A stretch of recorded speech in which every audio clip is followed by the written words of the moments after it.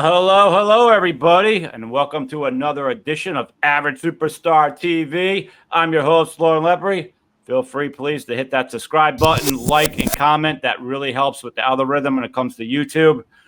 And this week, we are going to be reviewing the top 5 films of 2024, as well as the one that we think disappointed us the most. I think I could actually, because I'm so anal, make a top 10 show of how bad movies were this year. Like, one's not enough, but you and Gaz, that's all he's been talking about. Yes, the negative Nancy. So with that, I got Ross with us from Planet X Filmworks. He's got his own channel. Welcome aboard. He's also one of the executive producers of Camera X. Yes, absolutely. Happy to be here. And obviously, Gaz and I have been supporting Lauren, watching his channel forever. There's so many shows that you have posted and I've just missed when you guys did Stranger Things, a bunch of other Walking Dead. And I was just always a little bit late on hitting you back. And I know Lauren runs a tight ship for anybody who knows him. So this time I'm locked in with him. I do Paradigm Review Show with my co-host Gaz every Saturday on the channel. I also have a true crime series called The Zodiac Files about the Zodiac Killer. So we'd love some of those beautiful Average Superstar subs to migrate on over to youtube.com/PlanetXFilm.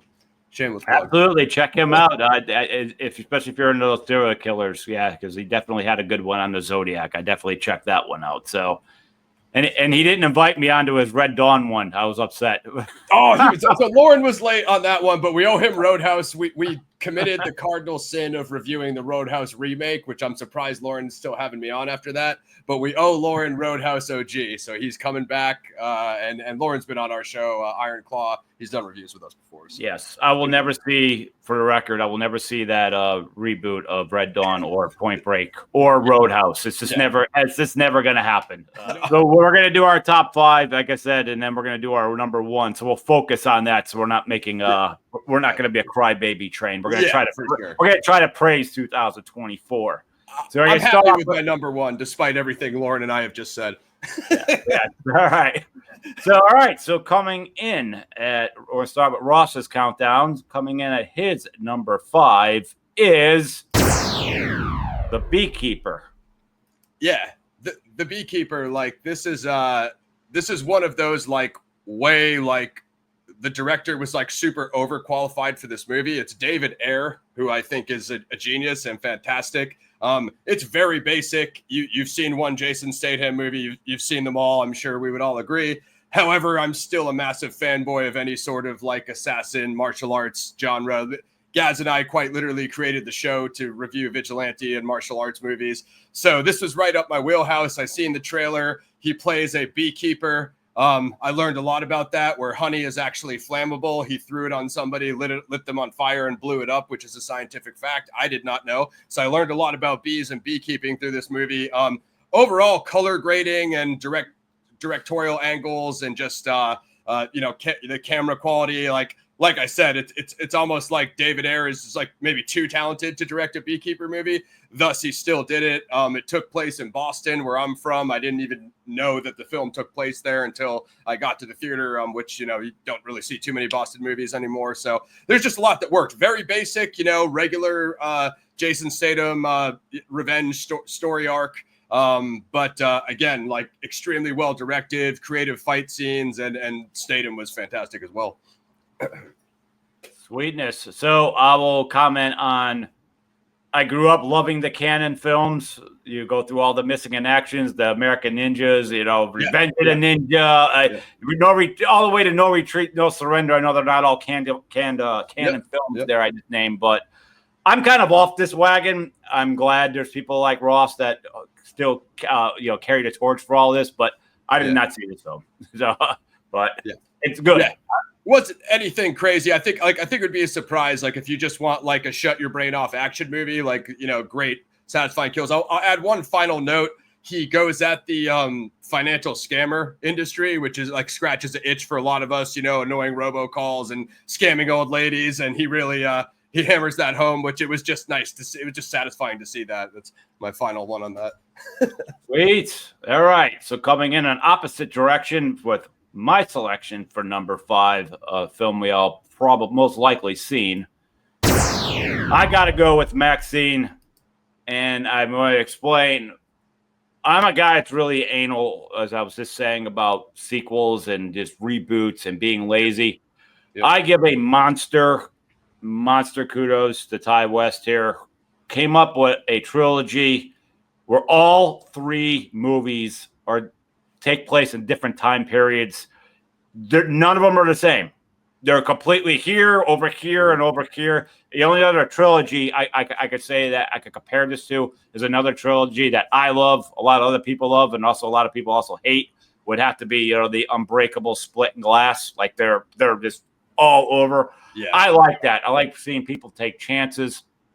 I have a high praise for Mia Goth. I think she's like the queen of the horror right now. In my eyes, that's her. She's multi-talented. She's brave. I like everything she does. I have to say, even though this is my selection, I love this movie. Wasn't happy with the ending. I'm an ending guy. Yeah. The last, I wasn't a big fan of the last 10 minutes. Ross, did you happen to see this?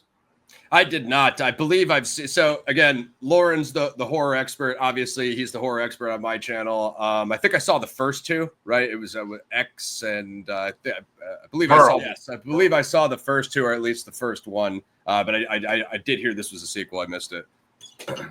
Gotcha. Yeah, so this is the third that completes the trilogy, but the capitalized, they even changed the color grade, and it really did look like an 80s movie.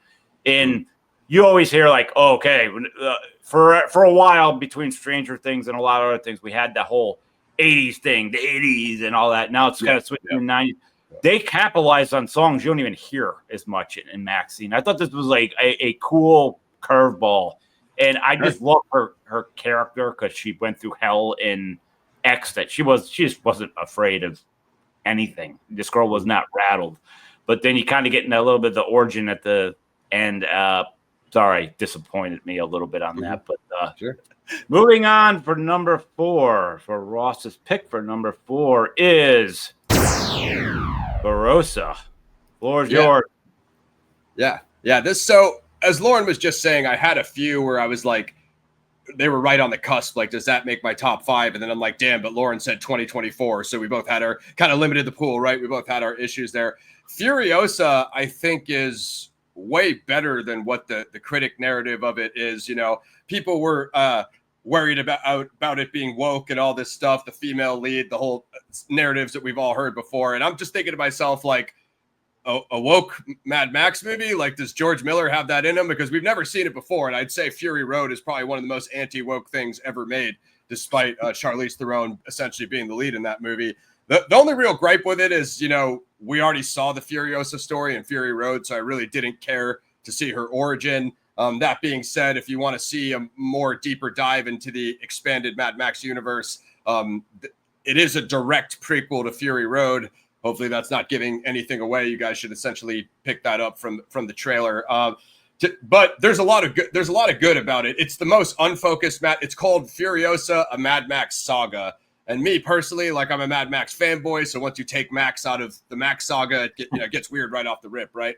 But there is a lot of good in it. Like I said, like as far as like editing, color grading, all of that looks amazing. Special effects, a little bit more CGI than Fury Road, I think is one thing that a lot of people brought up. Honestly, I think this is the best Chris Hemsworth performance I've ever seen. He plays Dementus, Warlord Dementus, and he actually did amazing. I really think it's his best role that I've seen. I like him in Extraction. Me and Lauren have seen some of the Marvel stuff. It's essentially at an average level to me. I watch some of it I don't, despite being like a massive Cable and Punisher head, all that stuff back in the day. But yeah, I really think Chris Hemsworth shined. Anya Taylor-Joy, who played the younger Furiosa that Charlize Theron played in Fury Road, she did a great job as well. So yeah, I don't know. I'm not really sure what like hurt this movie so much. Why did they replace her? Because she's younger. So Charlene has aged out. If they would have made it right after Fury Road, they probably could have kept her, but she's playing a younger. It starts when Furiosa is like. I know she was heavily upset. Like she really wanted to play that role. But I thought she killed it in Fury Road. Honestly, I'm not like super big on Charlene. Like I'm a massive Aeon Flux fanboy, and that movie was like super mid, not necessarily because of her, but she has her ups and downs. I liked her in Prometheus, was it? But yeah, gosh, yeah. She has stuff that's amazing. It's just it wouldn't have worked because Furiosa starts off as a little girl in this movie, and then she goes to age like 20, and obviously Charlene is like in her 50s or whatever now. Yeah, I loved her in the first one. I would have liked to seen her back. I was kind of one of those people pushing for that, but it just wouldn't have worked. So it's as much a Dementis movie as it is a Furiosa movie. I think it's maybe the most they've focused on a villain in the Mad Max, and obviously, like Morton Joe, he has a little bit of a cameo in this. He's kind of considered the legendary Mad Max villain from Fury Road. So a lot more of a Morton Joe's universe, more of the War Boy lore, more of the other apocalyptic factions. Dementis has his own faction, and they're a biker horde. So it's kind of almost like it gives you like almost like a feel of a biker movie, but very gritty, post-apocalyptic, version of that. So a lot of cool stuff. I enjoyed it. Is it the best Mad Max movie? No, it's not even anywhere nearly as good as Fury Road. As Fury Road, the only problems it had were like pacing. As it drifted on, it just became more and more unfocused. And then they do pretty much what you just said. I'll say the same. Not the satisfying ending I was looking for. I'm just going to wrap it up without spoilers. Like Dementis enslaves Furiosa as a little girl. It's fairly obvious she ultimately escapes and doesn't really go for that revenge story arc that she kind of does in a way, but she could have like nailed it shut, right? And it because that you're like this is the person that enslaved you as a child. Like imagine what you would inflict upon them if you were to meet up in your grown adulthood and then get your revenge, and that moment doesn't really come. So that was kind of my only issue. Just what you said is the ending could have nailed harder, but I don't think it was as bad as like what everyone said was just like, don't see Furiosa. It's a bad movie. I wouldn't agree with that. All right. So I'm going to jump into number 4, which a lot of people probably don't know this flick, but Crazy House. All right. So everybody knows this movie is now available. It was filmed in Holland. That's so we also know, if anybody pulling the poster back up, we all know Shaun of the Dead. So we all know who that guy is right there. And also his wife played right next to it. That is Alicia Silverstone, believe it or not. Oh, wow. Interesting. So we all see the kind of the crazy letters there. Kind of looks like 80s and 90s TV. So we see a dog. Let's just say, if you were to take a Married with Children TV sitcom, make Al Bundy Christian, but all the jokes are there. And it's a sitcom, but it's a movie that's like a 90-minute sitcom and goes way off the rails, gets extremely offensive, and goes around the room like no one's safe. We're having a roast here. It's okay. And they go for it. And I loved this flick so much.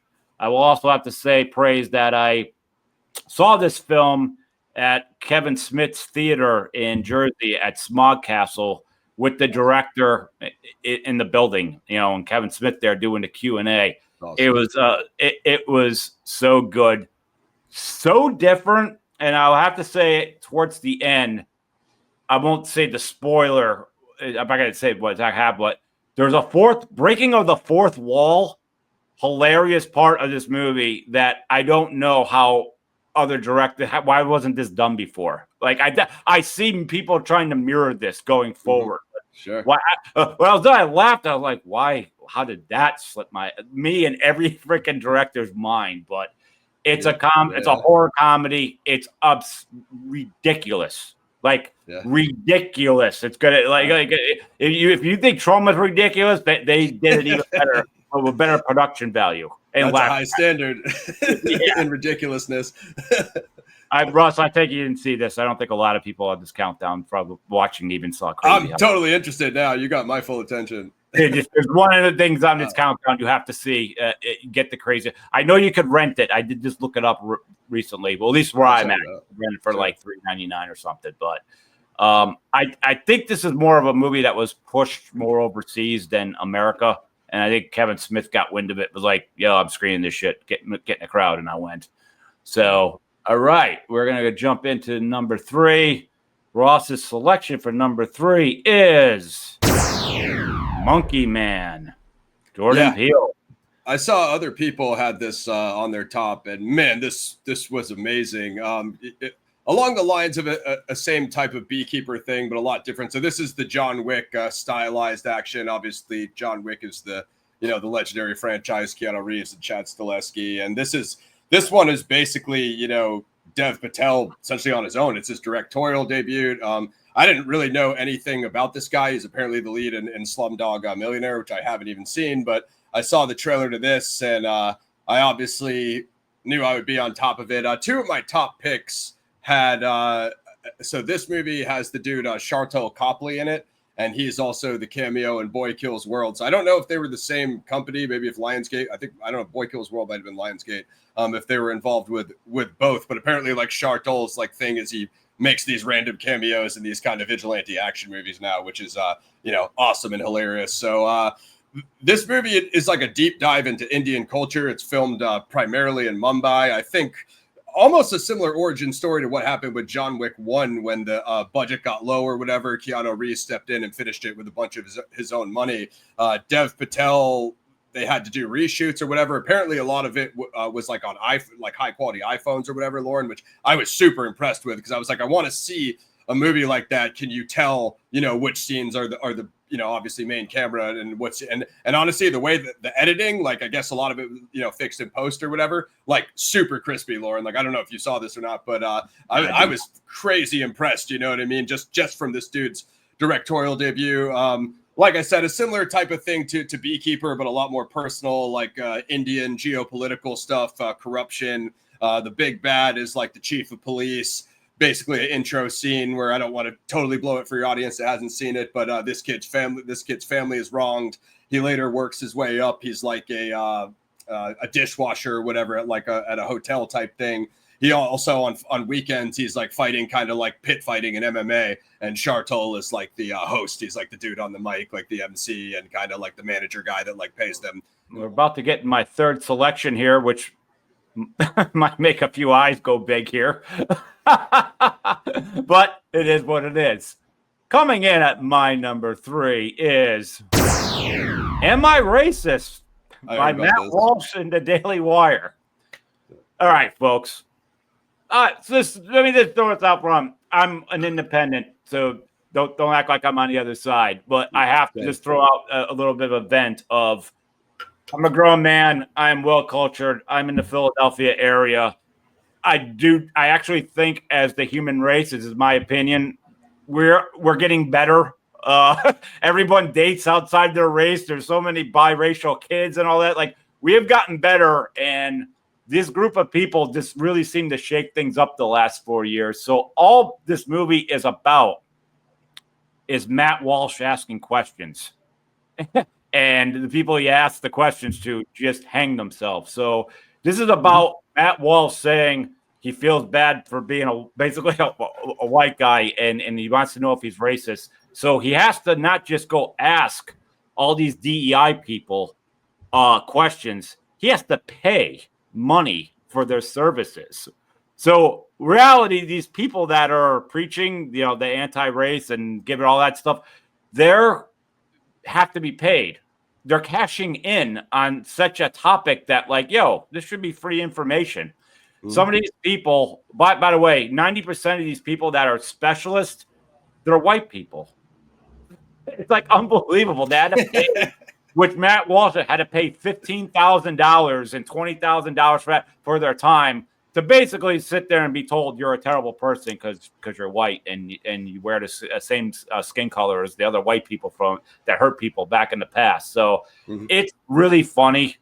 And actually, there's this one particular scene where there is a couple minorities it's all women. They're at a table, and like 8 white people got to sit at a table with them, pay them money, and they got to basically yell at them for being like guilty of being white. And I couldn't believe they paid for it. And Matt Walsh dressed up as he ended up being like the waiter. And Matt Walsh had to put a ponytail on because they kind of know his humor and all that. But Matt Walsh does not say anything like to shake things up. He just asks questions, and they kill themselves over it. So it's just something I was waiting to see for a while because like it's just I don't know. I think the more that you amp that, you keep talking like it's there, then it actually starts to appear. And I just a little bit of humor acted up. Ross, I got a feeling you didn't see this. No, I didn't. I was conscious of it though, because I saw like a lot of other channels I watch had reviewed it and stuff. So I definitely knew about it. And I knew even some of those reviews, like guys were getting flack for reviewing that project. You know, I think Film Threat, the IndieWire, and all. I think they were it. Like, they were like, how could you? But like, it's not a racist movie. It's just a minor documentary that's kind of comedic of what you hear. Like what the answers you hear, you're just like, it's like a mockumentary style thing. Like you said. I would think if you were to do like this topic, you would need to. Everybody that should be the specialist should be a minority, not what other white people. They need to tell you because they need to tell you how it is because they have the same kind of inner guilt, so they, you know what I mean? It needs to come from a place. They're making money on it. That's what it was. It was like, oh my God, you're like Grifting. You're the reverend grift any side, money. But you're just the reverend preacher stealing money at the stake of something horrible that happened at one point. 100%. Check it out. I'm interested in your review and your pick right there. I don't know if this is ever really going to be on demand for a while. I think that's something you might have to look up, like how to get. I think probably Daily Wire is going to have it somewhere, but like I don't think it's got to cool down for a bit. The other way in Hollywood, because they're going to have to. But check it out, everybody. It is really it's funny. If anyone's like a fan of Stephen Wright, that's what Matt Walsh's humor is like. He never yells. He doesn't really curse much. Like he just asks questions, and the way he delivers is funny. But all right, moving on to number 2. Ross's pick is Boy Kills World. Yeah, this is amazing. I think this shines a massive light on why The Crow 2024 was a massive failure, because if they would have took a page out of Boy Kills World and made it more like that, granted they're two completely different films, but obviously Bill Skarsgård is the lead in both.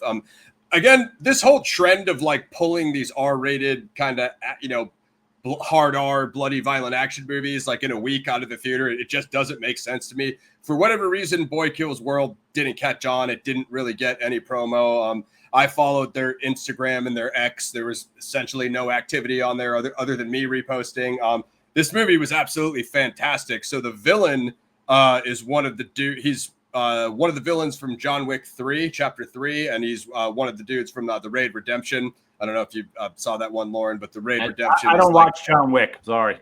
Yeah, the Raid Redemption is like the new school like action kung fu movie. I think it was 2011. Might have even been before that. It took place in Indonesia. It's basically, just wrapping it up real quick.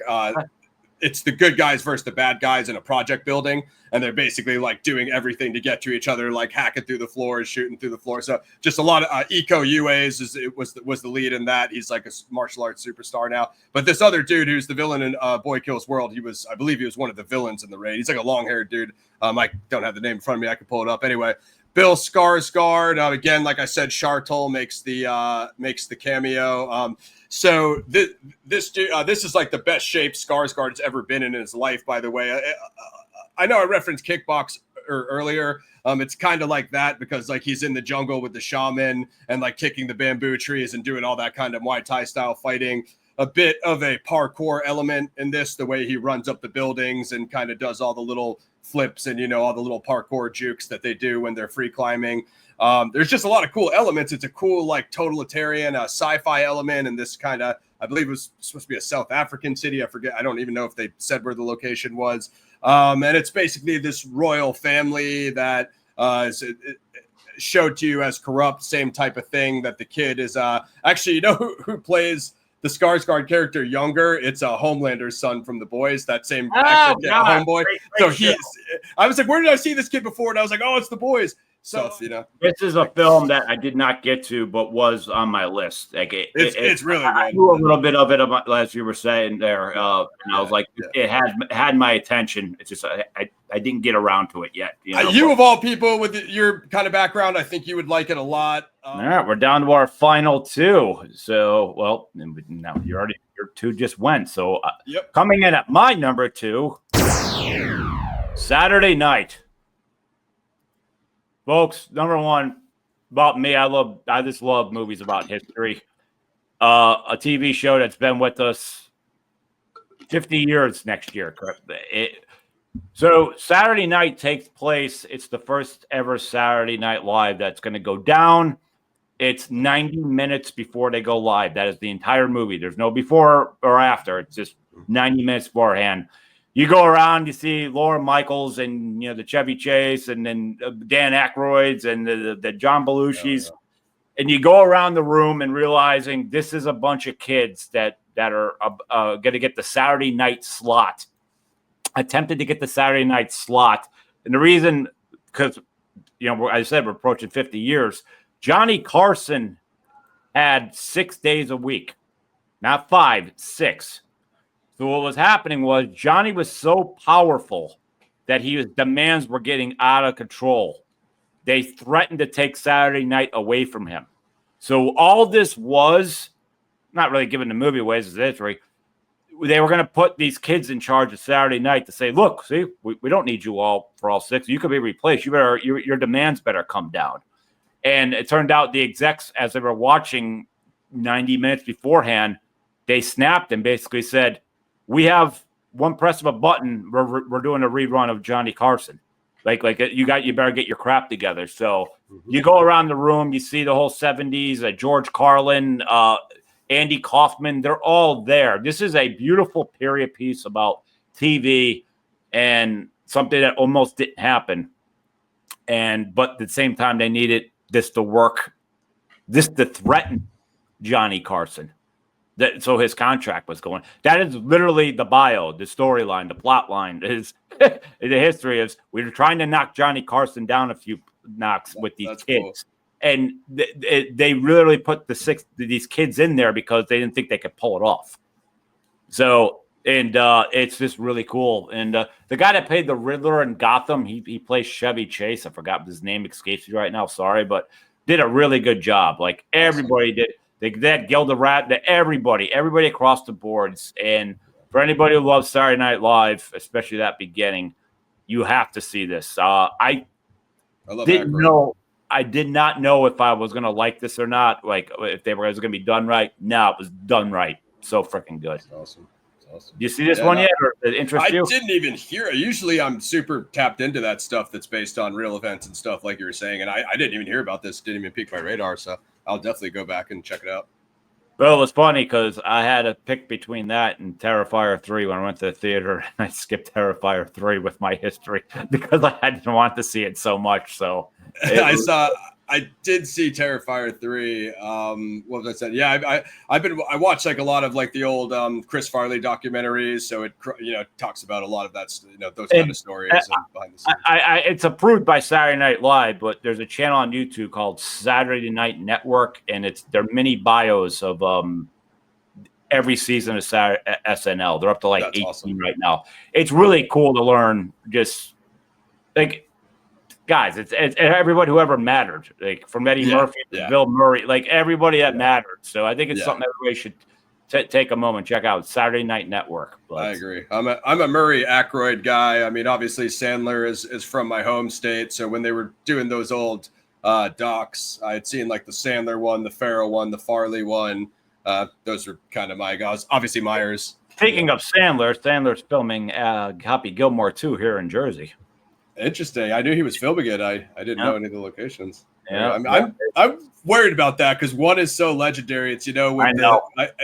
I'm sure Sandler could pull it off, but it's going to be tough, especially without Chubbs. Yeah. It's weird. Like almost 30 years later, and there's some key people missing, and mom passed on. So Yep. All right. So before we get in our number one, we could sit and do a whole show on our one disappointment, but I figure we should have at least one that we could kind of tear into.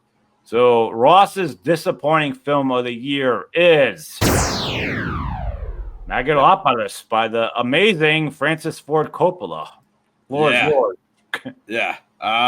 Man. So, I mean, this one was, as we said, with the disappointments, it was a little bit tough because, in a year where The Crow, whatever it was, dropped, the Roadhouse remake, Joker 2, which it was like, it was mind-blowing that was even the same character as Joker 1. I'm still going to give it up to this because I was told Francis Ford Coppola sold his winery and he had to finance the $130 million, 127, whatever million to make this. And I get it. Don't get me wrong. Like, make your passion project, blah, blah, blah. I just watched Horizon recently. I thought it was incredible, Lauren. I don't know if you've gotten to that yet. It almost made my countdown. I just think my 5 or, I was close. Just like you said, I was real close to getting that up there. And I watched it recently. I actually thought it was better than the current scene of Yellowstone. So I'm a hey, go get your passion project type of guy. Vin Diesel with Riddick. I love the Riddick trilogy. But I expected so much more from this. In some parts you could kind of see where the budget was spent as far as they did this kind of like facial reconstruction technology and just a lot of like CGI bullcrap. I think Lauren is, with me and Gaz, he's probably more of a practical effects type of guy, given I know that you guys like 80s classics. And it was just, this movie was all over the place. It was unfocused. Shia LaBeouf played this weird. So I don't know if people know the premise was like a modern day Roman Empire, which sounds good on paper until you watch it on film. The characters were very hollow and lackluster. You definitely didn't care about any of them, like Lauren was saying with Romulus.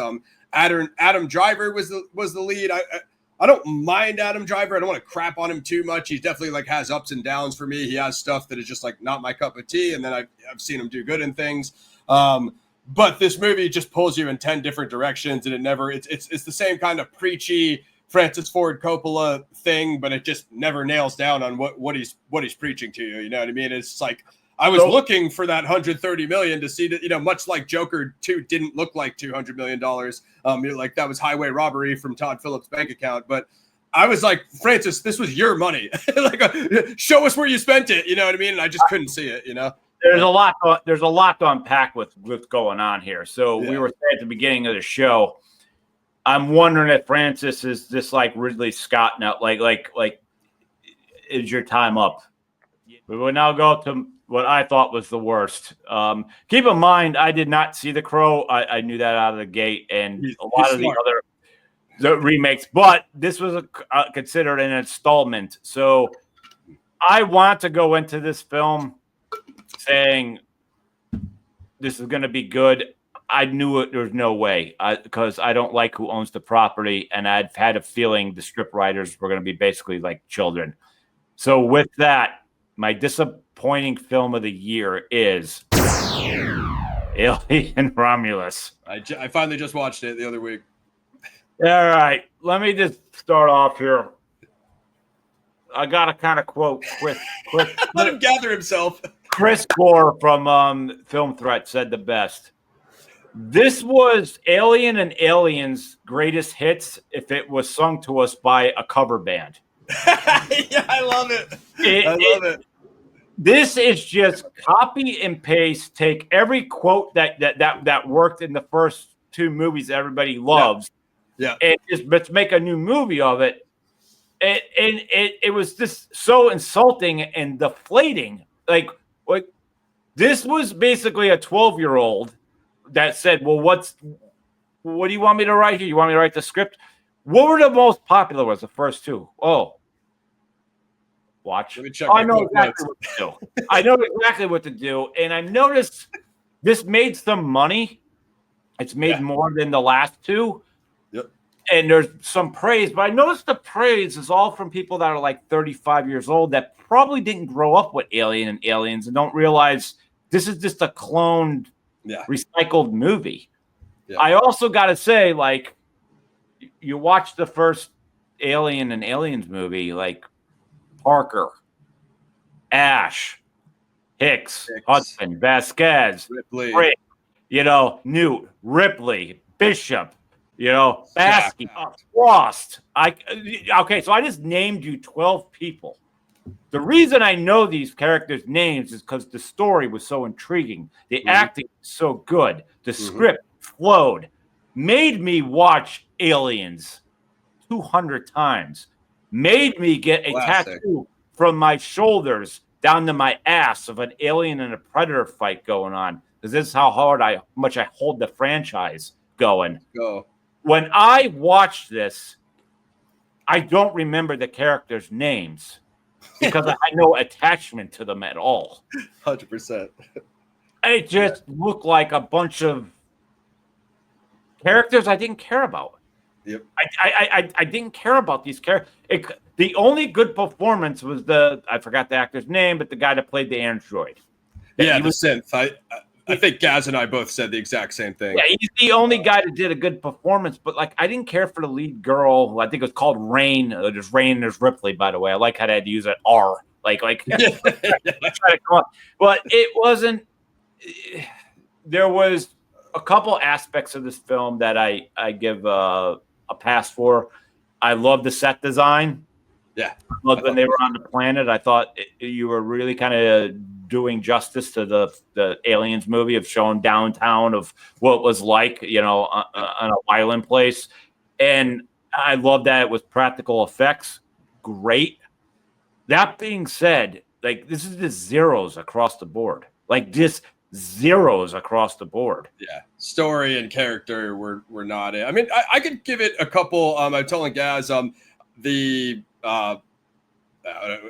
ring of that planet that they were floating over, and the kind of ghost ship. I like both of those concepts. It's just the ghost ship concept just wasn't used properly. And like you said, these characters weren't built up. I was talking through it with Gaz. Lauren hit me after he watched this. He saw it a bit before I did, and I'm just like Lauren. I'm an original trilogy fanboy. I even think Resurrection is not that bad. Resurrection was definitely better than Romulus. So I mean, you could. But you even took Resurrection at the end, another what you took from that movie? Why did you take from that movie? Digging deep into the barrel. But now that you said the R word, Resurrection, I don't hate it, but I understand. I can't stick up for it, but those characters in that movie. At least I was attached to them a little bit. And actors, they had Perlman, so they had a couple things that were like you said. So the synth was Andy. Obviously, they had that throwback synth to the original synth from Alien. He's kind of the cameo. That's probably one of the better parts. Although, as Lauren said, it's also taking from the greatest hits, so you don't necessarily get credit for it. Yeah, there's just a lot of weird decisions, and it was too long. Honestly, nothing happened for the first 45 minutes for an Alien movie. They tried to do the whole thing where ooh, when's it going to pop off? And then by the time it does. And then even they find from a 3 triple explosion from the Alien movie, the first one, of a nuclear. Nuclear went off 3 times at the end of the first Alien, but yet the alien is frozen in ice. I was like, what? There's nothing left. It's a nuke. You know what the N word means for nuke? Come on. They're picking and choosing of sound science in this movie, right? Is very I cannot believe the studio though. The shaved head Asian girl, because that's how I have to describe her. Sorry, I don't know her name because she was boring. Yeah, she gets impregnated. Yeah. And hatched under 5 minutes. That's what Gaz is saying. It's record time for the chest burster. Kane was in the hospital for days, then it fell off, then they woke him up, and then he's like, yeah, all right, I'm a little tired, but all right. And now he's at the table, and it's days later after the alien had the time to host what is this? Now it's an express. The alien's just an express. See, what you referenced was storytelling, Lauren, and we're not doing that anymore in science fiction. Now it's, hey, you got bit by a face hugger. Oh my God, your chest bursting. What do we do? They're written by children. These scripts are written by children. But someone came up with the greatest hits, and it's the worst part. It made a lot of money, so that person's probably to toot his horn. But you didn't. Already coming. You did nothing for people like you and I and the true Alien fans of making the story go forward. Yeah, they don't get that the strength is Ripley being the head, obviously Hickson too, and the story and just this a lot of things they missed in this one. And the pacing was super off. You know what I want to see a damn alien movie without an android? Just give me one time. I don't need to see an android. Yeah, they crutched on it in this one like a little too much. Like obvious, like you said, that whole concept of the android being against them or being manipulative. Like we've seen it a few times in it because Prometheus and Covenant brought it back as well, if I'm not mistaken. So now we're like, you know what I mean? Like, okay, I get it. Alien. So you're copying and pasting that too. So you don't got to reuse it in every chapter though. Ash and David. You took Ash and David and threw it in there, but then brought him back. Yeah, he brought him back. Like, all right, now he's back to himself. But yeah. It was weird. I mean, they did a lot more with the face huggers. I haven't seen the Evil Dead remakes because I'm a purist of the Evil Dead trilogy. I think I saw the first one, but when it got rebooted, whatever, I probably missed it. I know this guy did one of them, so I wouldn't say like his directing was definitely not terrible, but I think it's mostly just the way the story was written. Like you said, super hollow characters. And then other than the set design, I'm not really sure I could tell you what I liked about it. You know what I mean? But I can't. It's Rain and the android guy, and I cannot name you those other people on the ship. No, they were there. Nicknames for them. They were there to die. Yeah, that was 100%. There to die. And when they're dying, I'm not caring about them. Like in Aliens, every time, like there goes Vasquez, there goes Drake.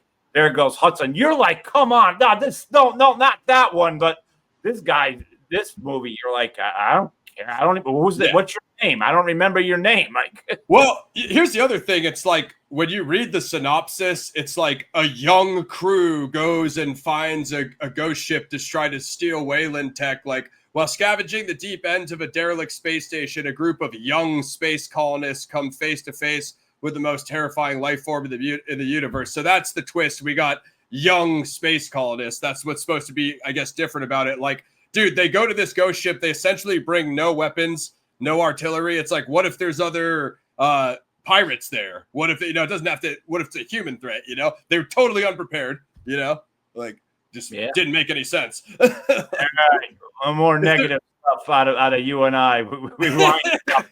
We'll get back to our praises here. So we're obviously I'm going to switch it. I got the sci-fi head, so I'm gonna hold you down. These are our number one. So this is so we have a butt kissing fest for these flicks. So Ross's number one is Dune Part 2. Go for it.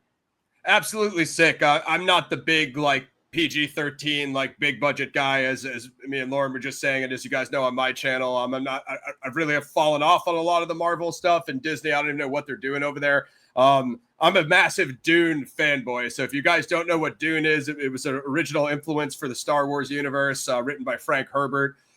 There's 3 or 4 main books. There's actually 5 or 6. Denis Villeneuve did. He's the director who did Sicario and a few other things, but he did the Blade Runner sequel, 2049, which was really good. I mean, I'm a Blade Runner purist, but even I thought that, at least in directing perspective, very good. So he did the first part of this a couple of years back, and then this part 2 is the second half of that first book, which is a pretty long Frank Herbert book. Man, I mean, this is the movie where you can see the budget. Of course, Hans Zimmer score, who did Gladiator and many other legendary films that Lauren and I know of. Guy's a genius. Yep. Just amazing editing, amazing sound editing, amazing score. You could, I don't know exactly what the budget was for this, and I think it was higher than what one was. But again, this looked like what you would expect when you found out that they spent $200 million on Joker. You're like, okay, does it have massive sandworms and desert battles and all the things that that Dune had? So Tim Chalamet plays the lead. Paul Atreides. It mostly involves him and the local kind of indigenous fighter that he's his love interest. Or the race is called the Fremen. They're basically desert dwellers that kind of fight in this crazy ninja style. There's just a lot to unpack. Like I said, it's a massive high concept universe that revolves around the spice, which is mined off this planet Arrakis, nicknamed Dune. And you basically have these 3 factions fighting for control of that. The Imperial Empire, Harkonnens, who are the villains that the Empire's put in control of Dune, and then Paul Atreides. Paul was from House Atreides. He ends up kind of joining the Fremen, but just amazing combat, amazing story, just absolutely insane sequences. I know there's a HBO show out now called Dune Prophecy that kind of fill in between the lines storyline, which is like a offshoot 10,000 years before Paul Atreides. They introduced Austin, but did you see this one, Lauren? I did. I'm writing notes down because I got like 8 bullet points after you're done. But go for it. Yeah, no, for sure. They introduced Austin Butler, who is a new Harkonnen character, has a face-off with Paul Atreides, a very epic duel. And then Christopher Walken was the cameo for the Emperor. So like a little bit. If you're like an old school 80s, 90s guy like me and Lauren, there's like a little bit for everybody in here. And I think it really, especially if you read the old books, like I was I liked Star Wars a lot growing up. Once I read Dune, it crossed me over, and I just became a Dune head, Lauren. So I love 1 and 2. Both reviews are on my channel as well. Gotcha. So, all right, lots to unpack here. First off, I'm the king of I do not watch remakes. I'm so against, and my 2 favorite film directors, I want to talk about one here and one over here, is John Hughes and David Lynch. So I love that Dune from 1984. I've never seen it. I like it too. It gets crap. I don't mind it. It's so good. I like movies that could just takes you out into a new world, and I think it holds up. But I also understand that movie's dated. So when this got signed, I just said no. You're just taking IP and recycling it and regurgitating it, and I'm not having it. Yeah. Then I saw the guy that they cast for Paul. I could do without the me. Kyle's always going to be Paul Atreides, but I do not read these books. I just was heavy attached with this movie. When this movie came out, for like 2 months, I couldn't get away from it, like hearing everybody praise it. And after a while, I was just like, am I going to freaking actually bend the knee and actually watch this thing? So it's like the new Empire Strikes Back. I don't know if it's accurate to say that. So I found the DVD for 50 cents, like a few months later. I don't know why I found it for 50 cents. And it's great. All right. I think that's fate saying watch it. So I watched it, and with that, I watched Dune 2. I had to go see immediately. So a lot of things I could unpack here with this. I still not exactly sold on this guy being Paul Atreides, but one thing, this is a very good film, as he was saying. Austin Butler's performance in this was stone cold freaking awesome. Like going from Elvis to that, like, because I liked staying a lot in that role. I was like, how are they going to top that? Well, they made him more dark and sinister, and Sting was dope. Yeah. Here is my biggest thing of praise for it. From what I just came off my rant of Alien. This is what is called a well-told story where I understand all these names and characters and who they are and their emotions and what they stand for and what they're aiming against. This did not happen to Alien Romulus at all. That was, like I said, a terrible fast food movie. This Dune movie is a well-told story. This is the way storytelling was done. I'm sorry, the scriptwriter escapes my mind right now, but this guy knew exactly what he was doing. So I think it's Denis and the director, Denis Villeneuve, and a couple other guys. These people knew if you gave them the money, we could capitalize. And this was a Star Wars for adults. Yep. And we've been waiting for that because we've had repeated awful Star Wars. Like, it's just it's fumbling over there at Disney. It's so fumbled because I'm sorry, but I don't know. First off, I really don't know if Star Wars has anything more to say. They seem this is like a conveyor belt, but I feel that there's too much woke going on in this. And guess what happens in a galaxy long ago and far, far away? There is no American political politics. You're supposed to get away from that with a story like that. You don't say. That's what for Dune they did. They just took the characters from the paper and brought it to life the right way. Hell yeah. the movie, the only hung up I had was I didn't say the guy that did Paul Atreides was bad. I just said he didn't do it for me compared to. I wasn't sure about him in the first movie. I thought he improved in the second, but he was clearly green when he got there. The other one is, I know this is kind of a little contradiction here, but the movies are too long, and I'm saying I love characters.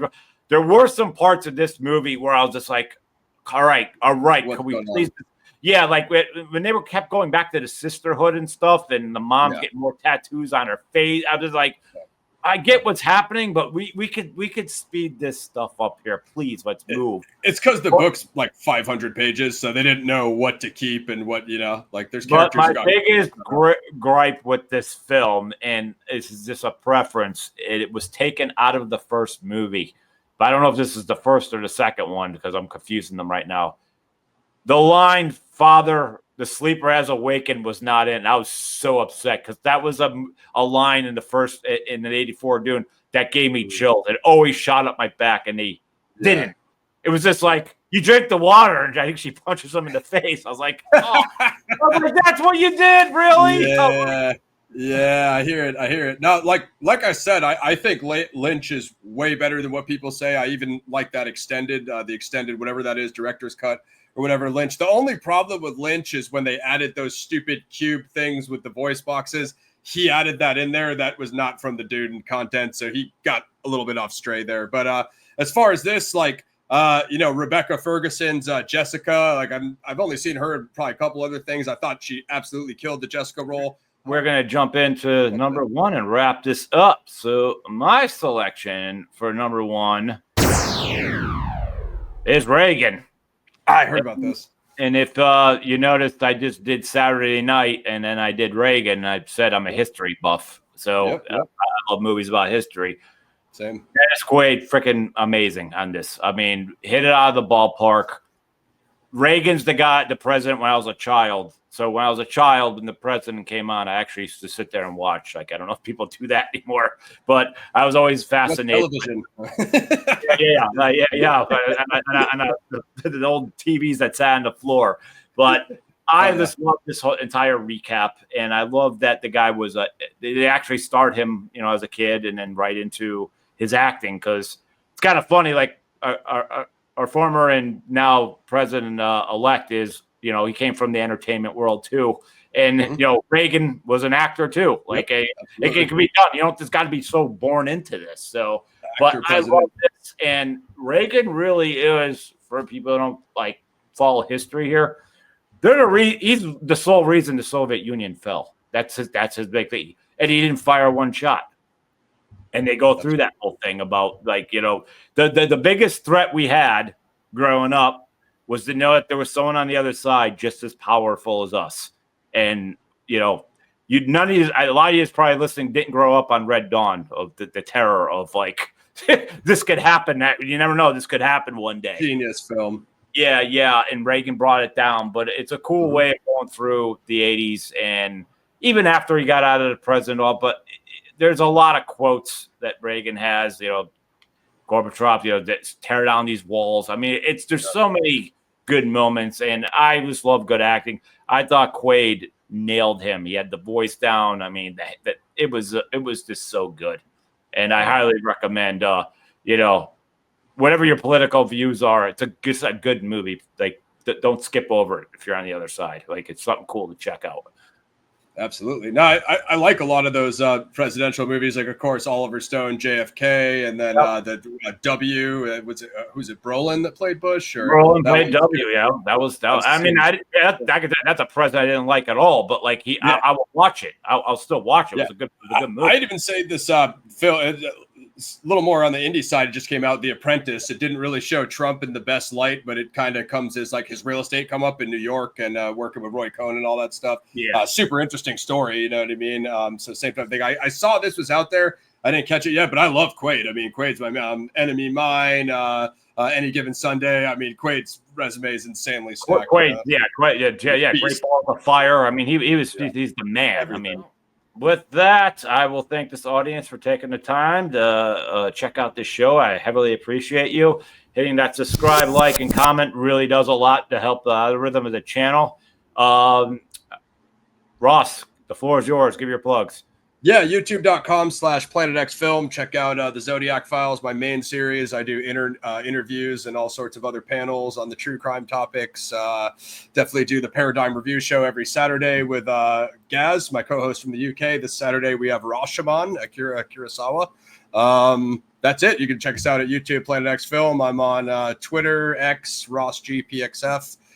We got the little bit of merch on the Teespring, and we have a comic book on Amazon. So we try to fire on all cylinders. Of course, I'm one of 2 EPs on Camera X coming soon from Average Superstar Films. So Lauren will keep you guys well informed on that. He will. Lots to explain next month in January. Yeah, we'll got a lot of updates. Big updates for both channels. But thank you guys very much. This was an awesome review, and maybe we can make this a bit of a ritual. Maybe get Gaz in the next one, Lauren. Yeah. No, I come up with countdowns and like to do stuff. And feel free to reach out to me for whenever you're doing one of those gems that I love. But with that, I thank you, Ross, and I thank this audience. And I will tell everybody that the party is over.